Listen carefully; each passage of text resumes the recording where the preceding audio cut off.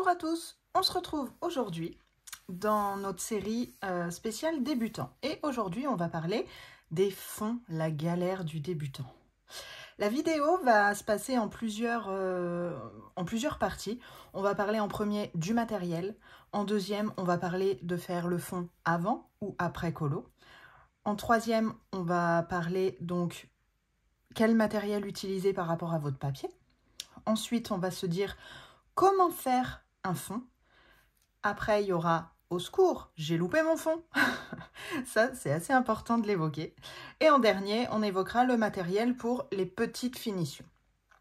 Donc, d'abord, je vous trouve aujourd'hui sur le livre Petite poupée. Pourquoi? Parce que j'en ai fait plusieurs et c'est dans ce livre-là, je trouve que les fonds vont parler d'eux-mêmes.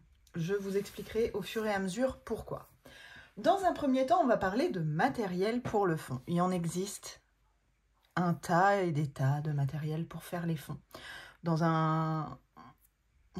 y en existe vraiment beaucoup. Donc on va parler, je ne vais pas revenir et décrire chaque chose pour décrire vraiment ce que c'est, etc. Vous avez une multitude de vidéos qui expliquent tout, qui présentent tout. Donc si quelque chose vous tente, hop, allez sur YouTube, vous tapez le matériel et vous aurez toute une revue ou des explications. Il y a beaucoup de chaînes qui font des présentations de tout. Donc ça, vous retrouverez vraiment ce qu'il vous faut sur YouTube. Donc dans un premier temps, pour faire les fonds, qu'est-ce qu'on peut utiliser? Moi, je vous ai sélectionné les encres Distress. Ici, je vous ai sélectionné le kit effet vieilli. Donc ça, c'est des petites encres qu'on étale avec une mousse et on met sur notre colo. On peut revenir dessus avec le crayon de couleur, etc. Bref, je vous ai dit que j'allais pas vous blablater et je suis en train de le faire. Donc voilà, déjà dans un premier temps, on a les Distress.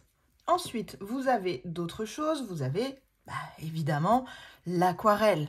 L'aquarelle, voilà, ça se présente sous des palettes. Bon, je sais pas... Hein? Voilà. Voilà. Voilà, si je vous montre vraiment l'aquarelle, c'est comme ça.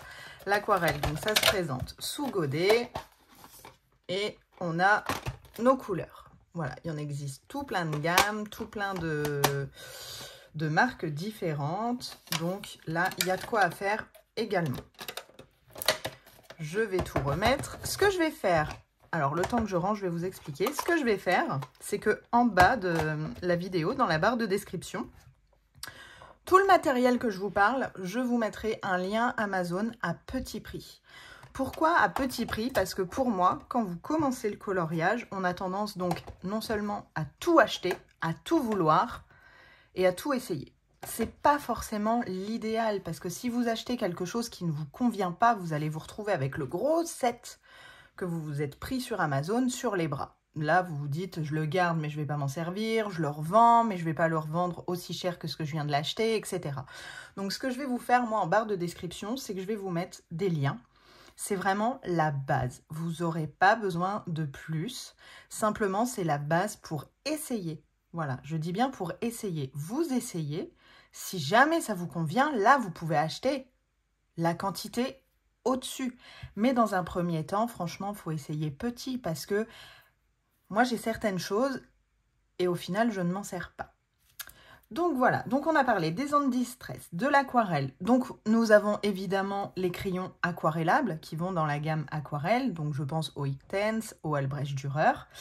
Je ne parlerai que de cela parce que j'ai que cela. Et j'ai aussi les Stabilo et les Faber-Castell, je ne sais plus combien, il n'y en a que 48. Bref.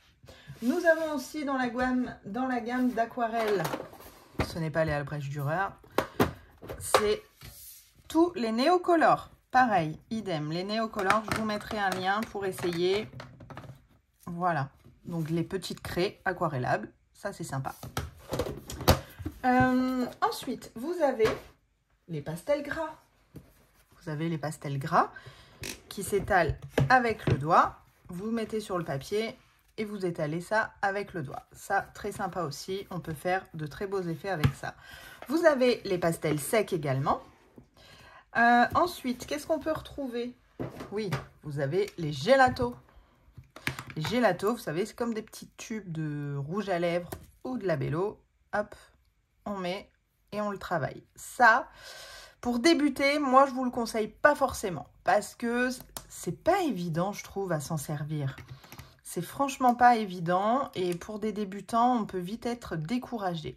Mais une fois que vous commencez à gérer un petit peu, il faut essayer. Qu'est-ce que j'ai noté d'autre? Ah oui, c'est ça, les pannes pastel. Les pannes pastel, c'est donc les petits ronds, comme ça, de pastel. Vous venez frotter dessus, vous venez frotter sur votre papier. Donc, vous avez ça également. Ensuite, vous avez tout ce qui est acrylique. Et ça, on y reviendra plus tard. Notamment, je pense surtout au Posca. Vous verrez pourquoi le Posca noir est très important. Ça coûte pas grand-chose, mais pour moi, ça me sauve.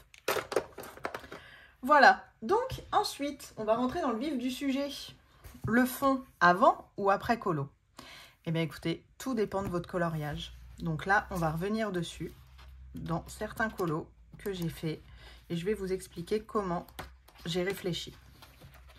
Pour celui-ci, le fond avant ou après?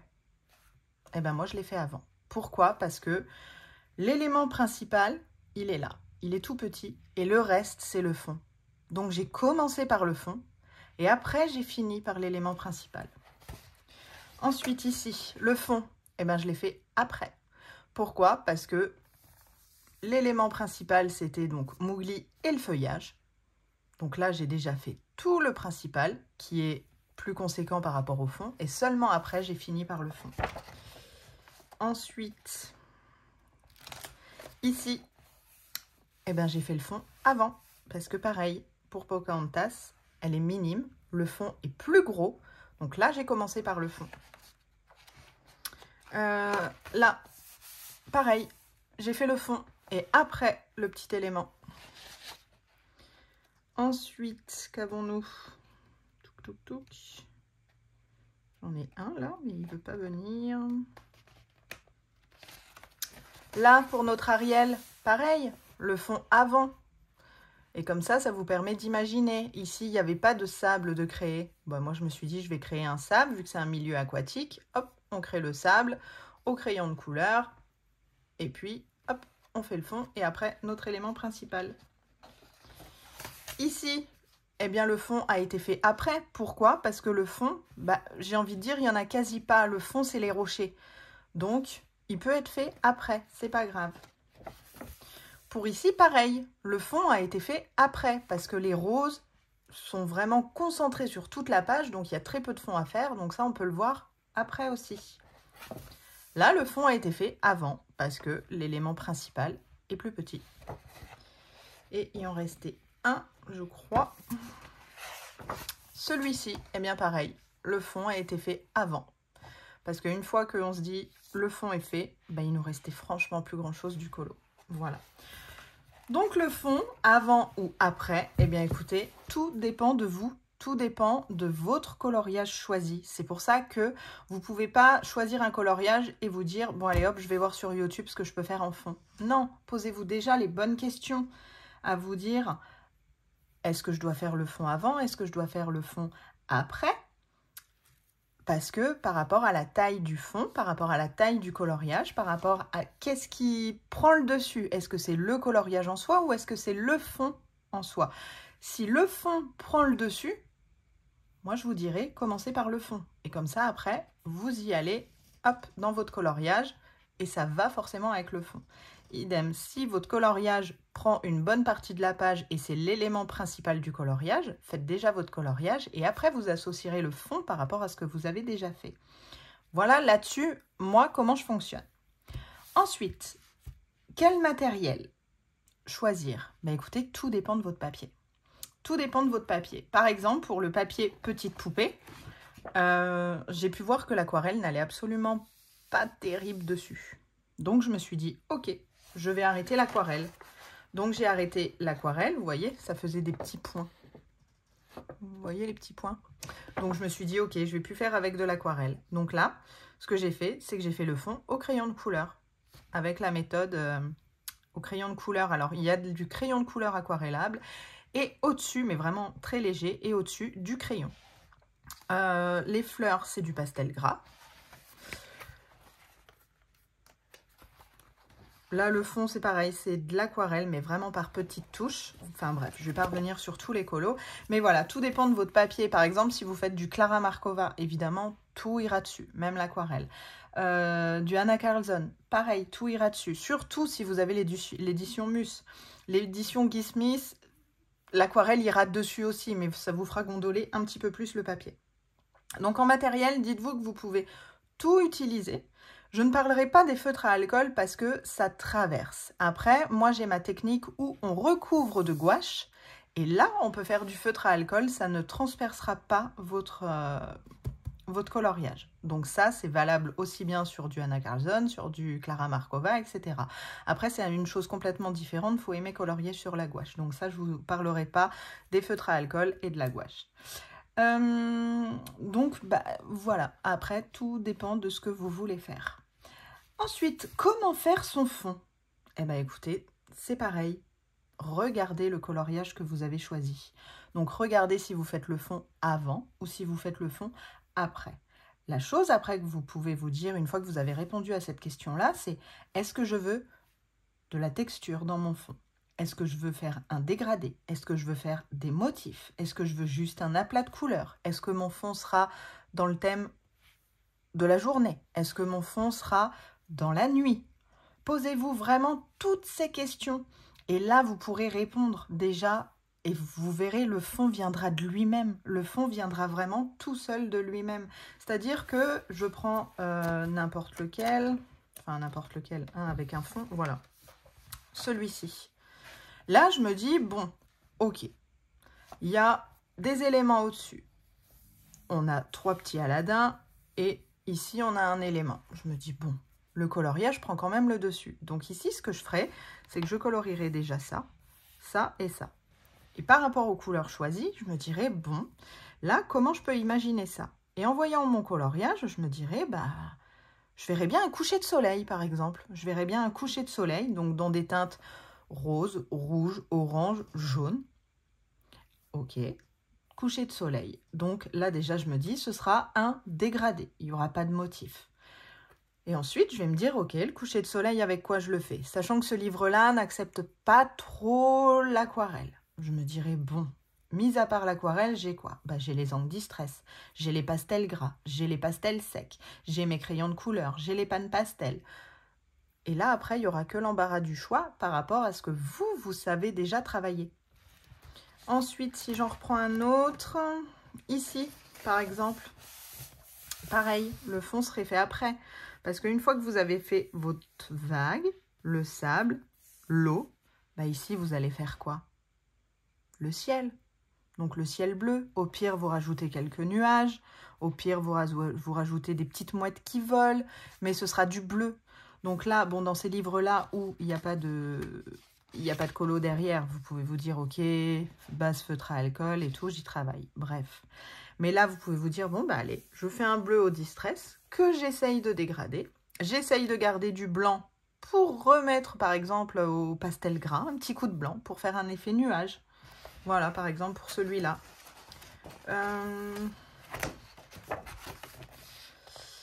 Là, bah, ce serait un peu pareil, le fond après. J'aimerais bien vous en trouver un où je me dirais, bah, je vais faire le fond avant. Alors, forcément, je dis que celui-là, c'est le meilleur exemple. Et puis, je ne trouve pas. Bah, celui-ci, oui. Hop, je vais voir si j'en ai pas d'autres.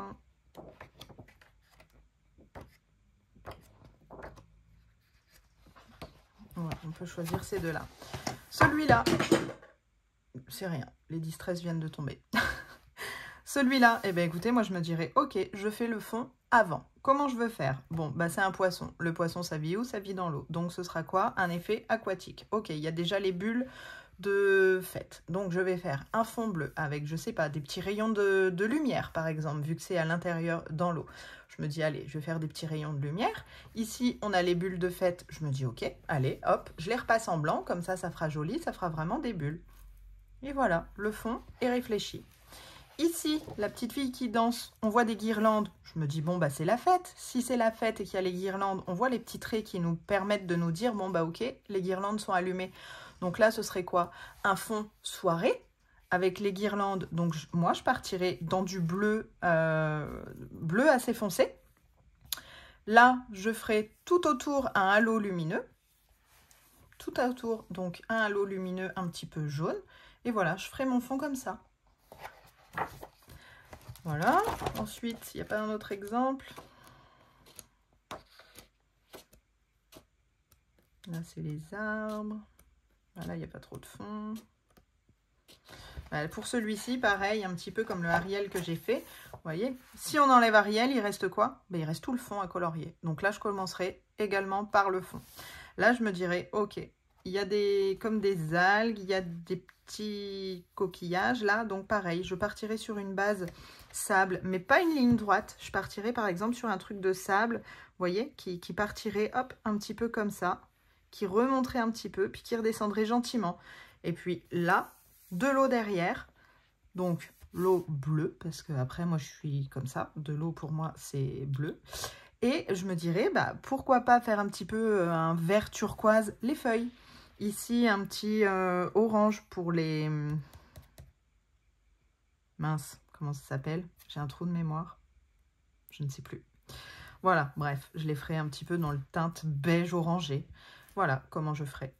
Et c'est vrai que pour savoir un petit peu le fond, pour moi, c'est primordial. C'est on choisit son colo, c'est très bien. On se dit, allez hop, je veux faire ce colo-là, c'est parfait. Mais ce que je fais, c'est que je regarde ce colo, 5, 10 minutes, 15 minutes, et je me dis, ok, maintenant, comment je le fais? Par quoi je commence? Donc, on en revient à tout à l'heure. Je vous dis, bon, ok, je commence par le fond ou pas. Là, une fois que vous avez votre réponse, si jamais vous commencez par le fond, c'est ok, par quoi, etc. Et c'est comme ça, au fur et à mesure, si jamais vous dites, ok, je fais ce colo-là, vous prenez votre crayon, vous commencez à gribouiller, forcément, il y a un moment, vous allez être bloqué parce que vous n'avez pas réfléchi à la suite. Et une fois que vous allez réfléchir à la suite, vous allez vous dire, mince, si j'avais su, j'aurais pas fait comme ça. Voilà, donc c'est pour ça qu'il faut vraiment se poser et réfléchir en fait. Une fois que vous avez choisi votre colo, avant de le commencer, il faut vraiment que dans votre tête, vous ayez tout le principe, toutes les étapes de votre coloriage, de comment vous allez faire. Limite même, avant de faire un coloriage, je le regarde et je choisis déjà tous mes combos. Voilà, je choisis tous mes combos sont là, je ne choisis rien d'autre et j'y vais. Donc voilà un petit peu sur comment faire le fond.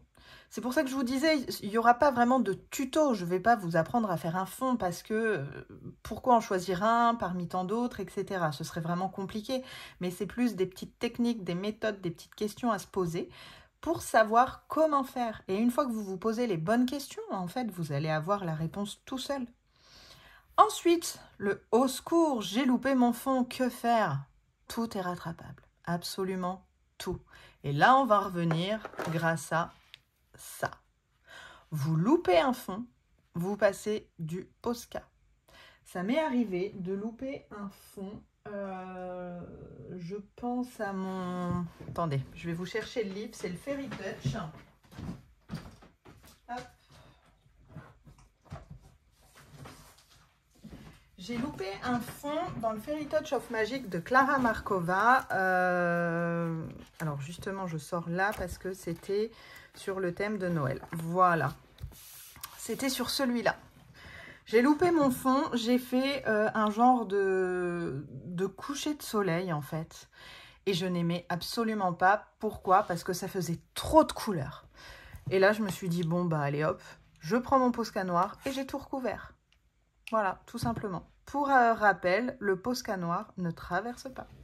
Et je crois que j'ai rattrapé un autre coloriage comme ça. C'était peut-être pas sur Noël, alors. Je ne sais plus. Il y avait celui-ci, mais j'étais persuadée d'en avoir rattrapé un autre, même que je me suis dit, bah allez hop. Bah voilà, la page juste à côté. Voilà, tout simplement, du noir. Et parfois, après, je vois des super beaux portraits passer. Et souvent, en story, la question est, je ne sais pas quoi faire comme fond. Mais regardez votre coloriage. Des fois, le colo se suffit à lui-même et il n'a pas besoin de fond. Un coloriage comme ça, si, il a besoin d'un fond. Si vous ne lui faites pas de fond, ça ne va pas être beau. Mais un portrait, des fois, s'il est magnifiquement bien réalisé, il n'a pas besoin de fond. Le coloriage se suffit à lui-même. Il n'a pas besoin. Donc, si jamais vous loupez un de vos fonds, vous avez la technique du Posca. Si jamais vous loupez un fond au, je vous dis n'importe quoi, à l'aquarelle, vous repassez de l'aquarelle, si le papier le permet. Et attention que ce soit hyper sec.